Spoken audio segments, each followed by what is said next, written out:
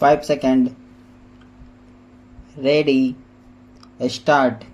The story as to how thoughts travel almost like electricity from one place to another, influencing and inspiring peoples of far flung lands is extremely interesting.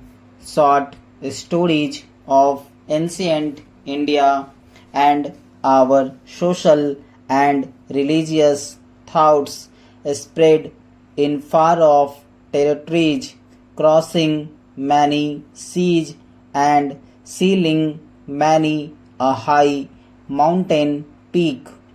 In the same way, the Buddhist faith and thought and the Buddhist conception of art traveled to foreign lands at a time when, comparatively speaking, the means of communication were more or less non existent.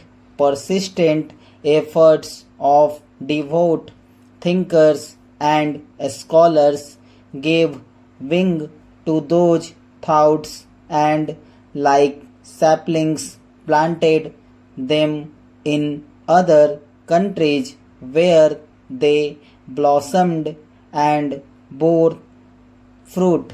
In all these countries, Buddhist thought and traditions were assimilated in and influenced by local thought.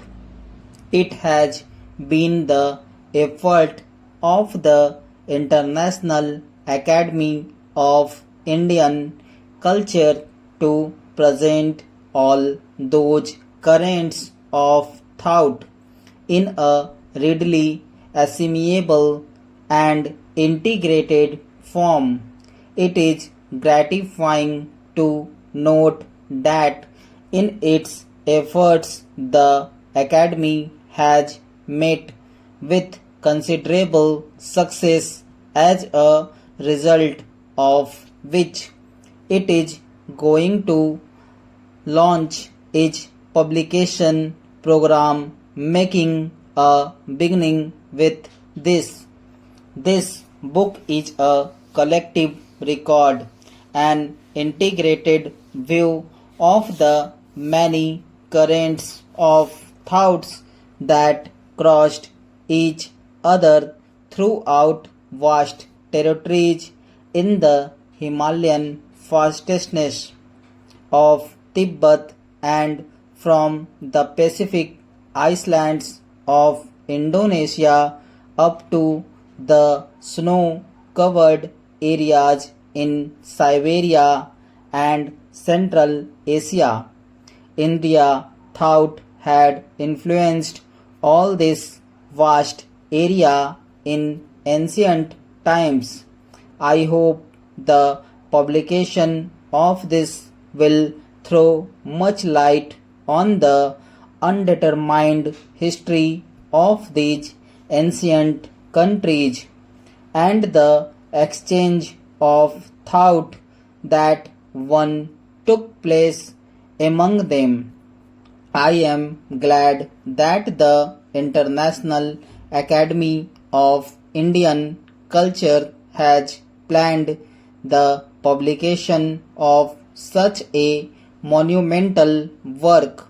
All this information about the ancient history of Eastern countries and their mutual relationship is coming to us at a time when there is an upsurge of awakening discernible in them.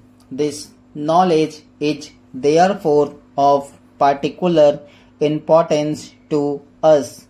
Not only the countries of Asia, but all the nations of the world are getting closer to one another, and all of them feel that the world can be saved from destructive wars by strengthening mutual ties of goodwill and friendship. Our knowledge of the relations which subsisted among the various countries in ancient times is bound to lend a strength to the basis of international friendship. Let us hope that the publication of this and also the new awakening will inspire a sense of intellectual stop